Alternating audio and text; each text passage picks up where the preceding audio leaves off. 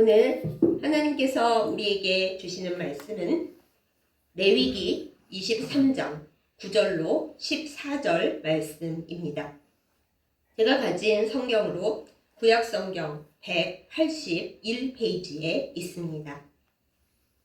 구약성경 레위기 23장 9절로 14절 말씀 제가 받들어 읽겠습니다. 여호와께서 모세에게 말씀하여 이르시되 이스라엘 자손에게 말하여 이르라.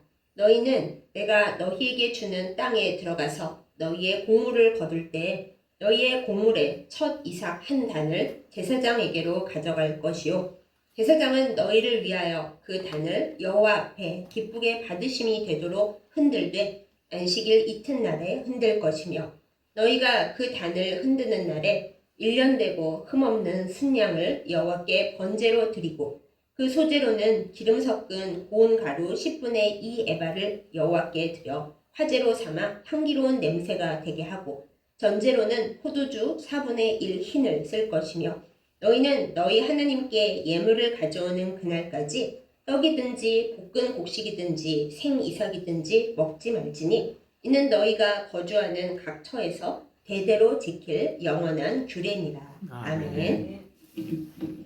기도하겠습니다. 우리에게 생명을 주시는 하나님 아버지, 맥추감사 주일을 맞이하여 이 시간 우리가 예배드리며 하나님의 말씀 앞에 앉았습니다.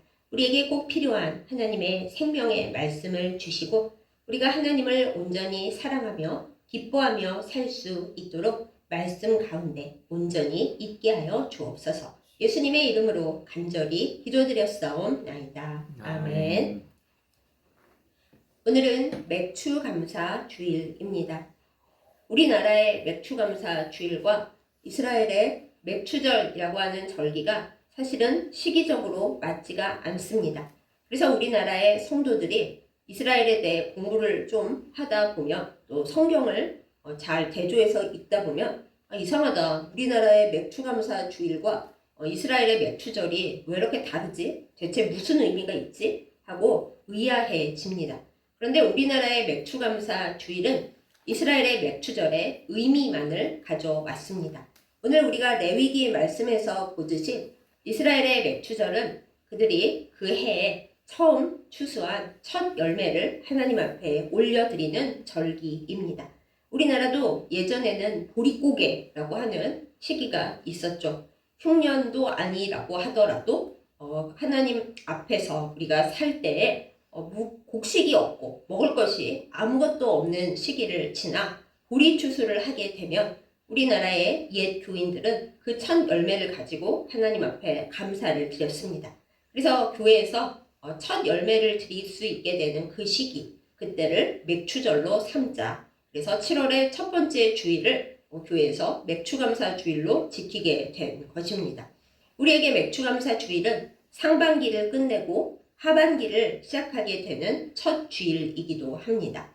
요즘은 맥추감사 주일을 지키지 않는 교회들이 많아지기는 했습니다만 그래도 상반기를 끝내고 하반기의 첫 주일을 하나님 앞에 드리면서 감사와 기쁨을 기억하고 하나님 앞에 올린다라는 점에서 맥추감사 주일은 여전히 우리에게 중요한 의미를 갖습니다. 그런데 우리가 오늘 말씀을 보면서 생각하게 되는 것은 맥추감사 주일이 맨 처음에 시작될 때 하나님 앞에 열매를 거두고 나서 받은 것에만 감사하는 그 시기는, 그 절기는 절대 아니었다라는 것입니다. 오늘은 이 레위기 말씀을 보면서 이스라엘 백성들이 어떤 시대에 하나님께로부터 이 말씀을 받았고 또 그 받은 말씀이 오늘날의 우리에게는 어떤 의미를 갖는지 우리가 함께 하나님 앞에 생각해 보고자 합니다.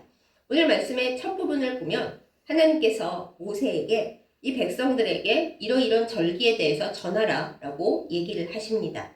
그런데 여러분 그거 아십니까? 이 절기가 광야에서 선포되었다라는 것입니다.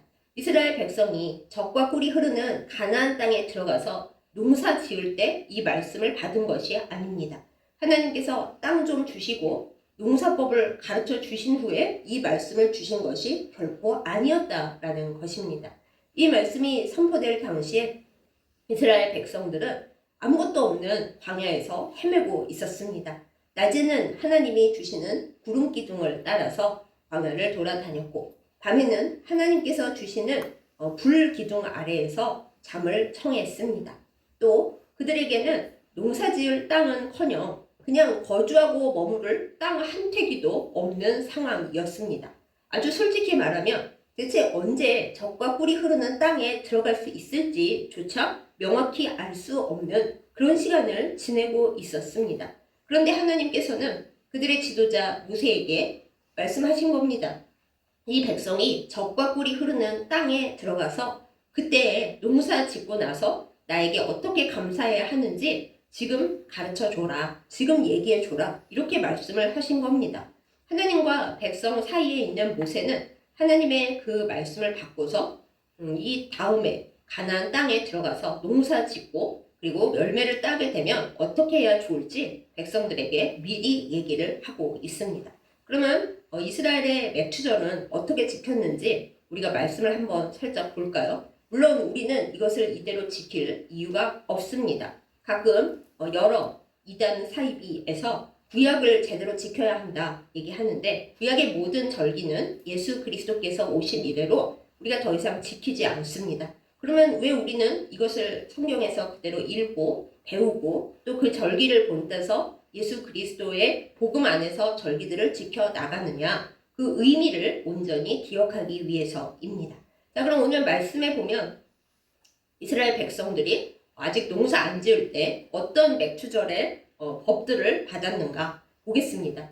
먼저 첫 번째 열매를 거두면은 그 첫 번째 열매 이삭 중에서도 제일 첫 번째 단을 제사장에게로 가져갑니다. 그야말로 첫 번째인 거죠. 그러면 제사장이 그거를 잘 가지고 있다가 먹어버리거나 뭐 그걸 가지고 올리거나 그러는 게 아니라 안식일이 지난 이튿날에, 그러니까 안식일은 토요일이니까 그 다음이니까 우리의 주일과 똑같죠. 그 날에 하나님 앞에 그 곡식단을 가지고 가서 어떻게 합니까? 흔듭니다. 우리가 성경을 읽다 보면 요제라고 하는 말이 많이 나오죠. 요제는 하나님 앞에 흔들어서 하나님 앞에 감사합니다 하는 것이고, 그냥 말씀드리자면 거제는 이렇게 올렸다가 내리는 것으로 하나님 앞에 감사드리는 겁니다.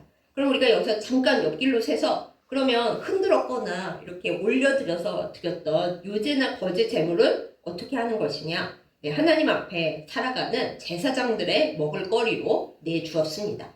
아무튼 하나님 앞에 이렇게 첫 곡식 이삭단을 흔들고 나면 하나님께서 그것을 받으십니다.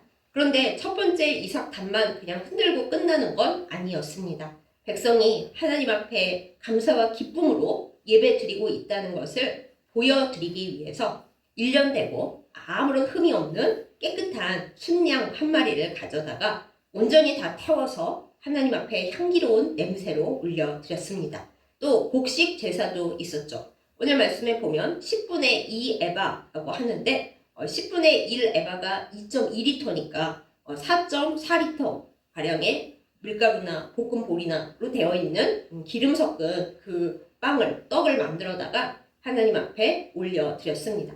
그뿐만이 아니라 전제는 하나님 앞에 이렇게 부어서 물, 포도주 이런 걸 부어서 올려드리는 그런 예배 예물이었는데 그것도 포도주 4분의 1 흰을 올려드리라 이렇게 되어 있죠. 4분의 1 흰이면 0.9리터 정도 되었다고 합니다. 이 모든 예물을 하나님 앞에 올려드리는 뜻은 정성을 다해서 정말 하나님께서 이 곡식을 추수하게 해주신 것을 감사하는 마음으로 기뻐하면서 하나님 앞에 나아간다라는 뜻이었습니다. 그런데 여러분, 이 말씀이 선포된 현장으로 다시 돌아가 보십시다. 지금 이스라엘 백성이 땅이 있나요? 아무것도 없습니다. 광야를 헤매고 있습니다. 광야에서 언제 누구에게 무슨 습격을 받아 죽을지 전혀 알지 못합니다. 그런데 하나님께서는 이 백성에게, 아무것도 없는 이 백성에게 약속을 먼저 주시는 겁니다. 얘들아, 내가 지금 너희가 이 광야에 있지만 여기 버려두지 않을 거다. 너희는 분명히 젖과 꿀이 흐르는 땅에 들어가서 땅을 갖게 될 것이고 농사도 잘 지어서 나에게 첫 번째 곡식단을 가져올 수 있도록 내가 그렇게 해줄 거야. 그때 나에게 어떻게 예배해야 하는지 내가 구체적으로 여기 다 지금 알려줬다. 그러니 너희는 나의 약속을 믿어. 이렇게 하나님께서 백성들에게 약속을 주고 계시는 것입니다. 여러분, 우리의 삶은 어떠한가요? 하나님은 우리 각자에게 무슨 약속을 주셨습니까? 약속은 많이 주셨는데 우리가 못 들었을 수도 있고, 약속을 주셨는데 빨리 이루어지지 않아서 우리의 마음이 답답하고 조급해지고, 하나님이 나에게 주신 약속 이루실 마음은 있는 거야? 하고 의심스럽고 불신앙을 가질 때도 많이 있을 것입니다. 그러나 하나님은 예전에 이스라엘 백성에게나 지금의 우리에게나 똑같이 말씀하고 계십니다. 우리에게 약속을 주신 하나님께서 반드시 그 약속을 이루실 것이라고요. 이스라엘 백성은 이 약속을 광야 시대부터 계속 들으면서 가나안 땅에 들어갔습니다.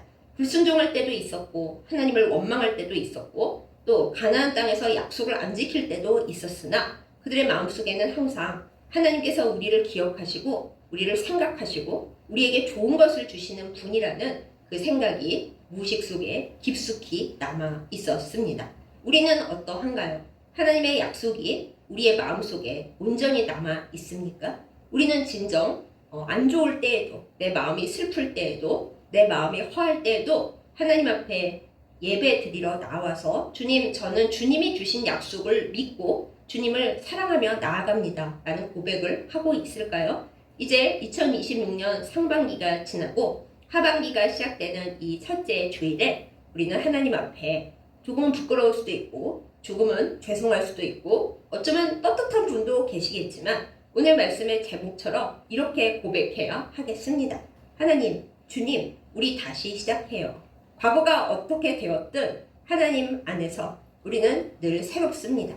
내가 하나님 앞에 가서 하나님, 제가 그동안 잘못했어요. 게을렀어요. 믿음이 부족하고 불순종했어요. 그런데 용서해 주시고 우리 다시 시작해요 하면 하나님께서는 그래 라고 말씀을 하십니다. 너가 먼저 튀쳐나갔지? 나는 너를 버린 적이 없고 헤어진 적도 없으니까 다시 돌아오면 된다. 나는 언제나 너를 기억하고 있고 기다리고 있고 너와 했던 약속을 잊은 적이 없는 신실한 너의 하나님이다 라고 말씀을 주시는 것입니다. 그러므로 이 맥추감사 주일에 우리는 하나님 앞에 다시금 고백을 드려야 하겠습니다. 주님, 우리 다시 시작해요. 제가 과거가 어떠했든 주님 앞에서 지금 현재가 어떻든 저는 이스라엘 백성에게 약속을 주셨던 그리고 나를 사랑하시고 예수 그리스도를 통해 나를 구원하신 하나님을 믿고 이제 주님과 함께 다시 시작합니다 라고 고백을 올려드리는 우리가 되어야 하겠습니다. 그럴 때 하나님께서 우리에게 잘 왔다고 끌어안아 주시고 내가 너에게 한 약속을 나는 잊지 않고 있고 반드시 이룰 거야 라고 우리에게 얘기하여 주시고 그리고 우리를 사랑하며 그 품에 안아 주십니다. 그리고 이제 우리의 다시 시작되는 2026년 하반기가 또 우리의 남아있는 인생의 시간들이 주님과 더불어 아름답고 거룩하게 시작될 것입니다. 이 하나님의 말씀과 약속을 믿고 그리고 주님 안에 행복하게 믿음을 가지고 사는 우리의 하루하루가 되기를 예수님의 이름으로 축복합니다. 아멘. 우리의 삶 가운데서 사실은 현실이 너무 버거울 때가 많이 있습니다. 솔직히 생각해 보세요. 광야의 이스라엘 백성은 그 생각 안 했겠어요? 지금도 낮에는 더위, 밤에는 추위, 적군의 침략, 그리고 앞날이 하나도 보이지 않는 이 상황 속에서 무슨 절기가 있고 무슨 농사가 있고 무슨 그 열매가 있겠어. 마음에 허망함과 답답함이 꽤 있었을 것입니다. 또 아무것도 없는 백성들 앞에서 적과 꿀이 흐르는 가나안 땅에 가면 대추야자도 있고 저는 다 이름도 알 수 없는 각각의 그 밀과 포도와 여러 가지 좋은 것들이 있다 하고 얘기해야 되는 모세도 가끔은 조금 힘들었을 것 같습니다. 백성들이 본 적이 없는 것들을 들으면서 늘 기뻐하기만 했을까요?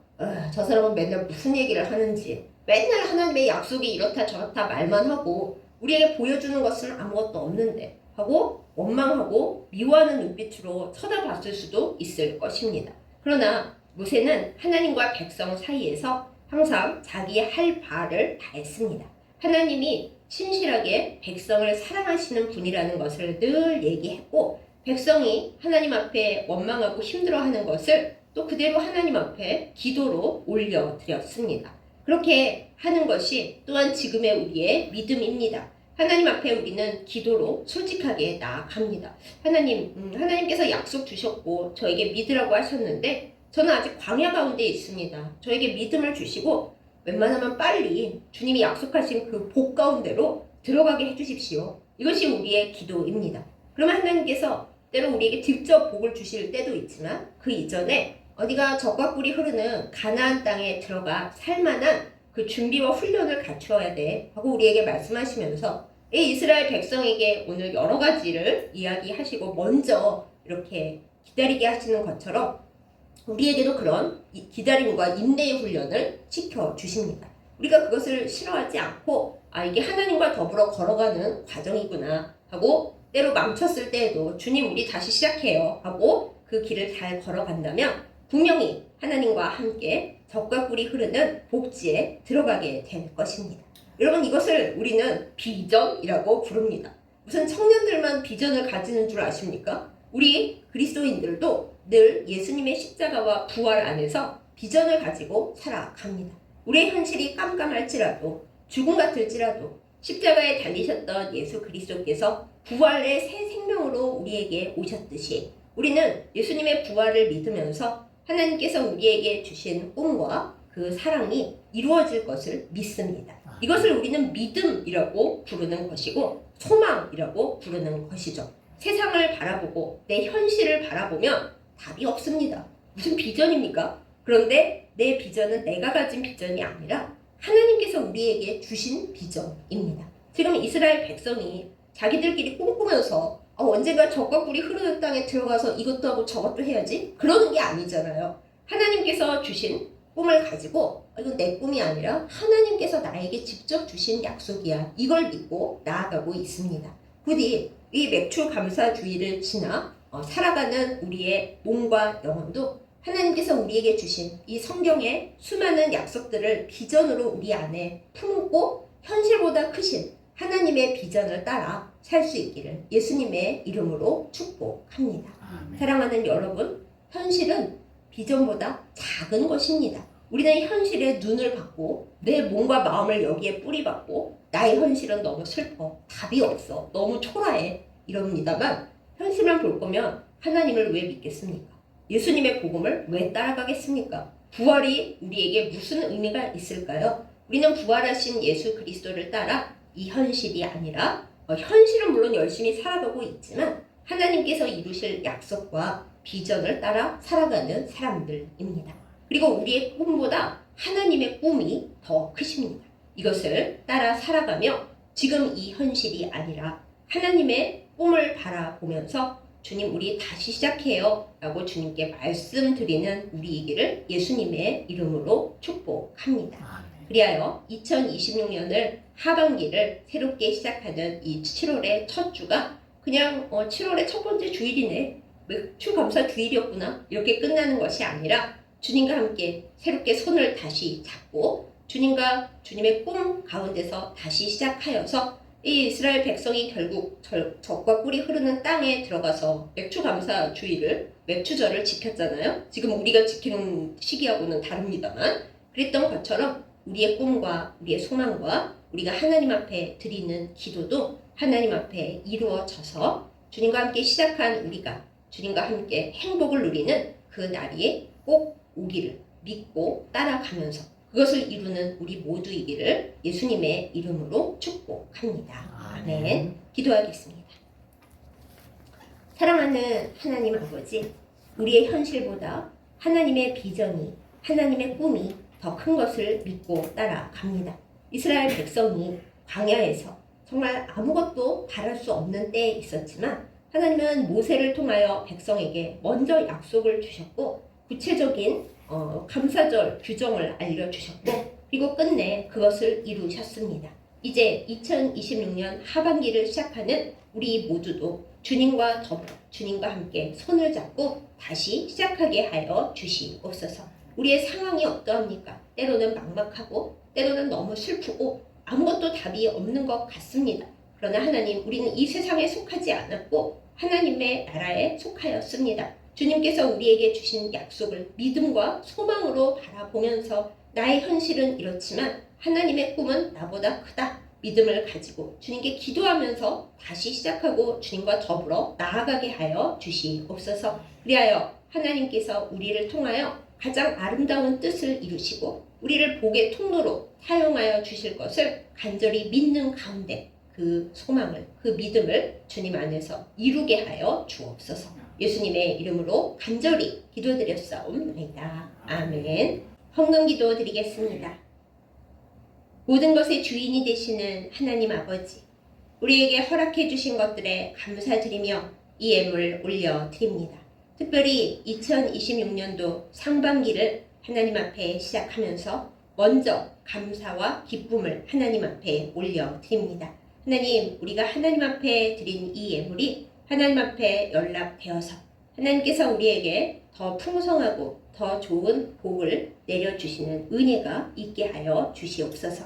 우리에게 물질이 소중하고 살아가는데 정말 꼭 필요하지만 물질보다 하나님을 더 사랑하는 마음을 담아서 이 예물 올려드립니다. 주여 우리의 마음을 받아주시고 하나님의 은혜 가운데 모든 것을 누리며 살도록 인도하여 주옵소서. 또한 하나님의 나라와 하나님의 의를 구할 때 그 모든 것을 허락해 주시고 주신다는 예수님의 약속이 이 예물을 통하여 이루어지게 하여 주옵소서. 예수님의 이름으로 간절히 기도드렸사옵나이다. 아멘. 이제는 십자가의 어두컴컴한 고난과 죽음 가운데서도 다시 부활하셔서 우리에게 가장 큰 소망과 비전을 선물로 주신 우리 주 예수 그리스도의 은혜와 우리에게 모든 것을 주시며 우리의 기쁨과 우리의 감사의 근원이 되시는 하나님 아버지의 지극하신 사랑과 늘 우리를 인도하시고 지키시며 하나님의 뜻 안에 살도록 함께하시는 성령님의 인도하심과 보호하심이 이 시간 맥추감사주일 예배를 하나님 앞에 올려드리면서 주님을 사랑하고 주님의 품에 살며 내 현실이 아니라 하나님의 비전을 바라보고 소망과 사랑을 품어 응답받기를 결단하며 다짐하는 예배드린 모든 주의 백성들 위해 이제부터 영원까지 함께 하시기를 간절히 축원하옵나이다. 아멘.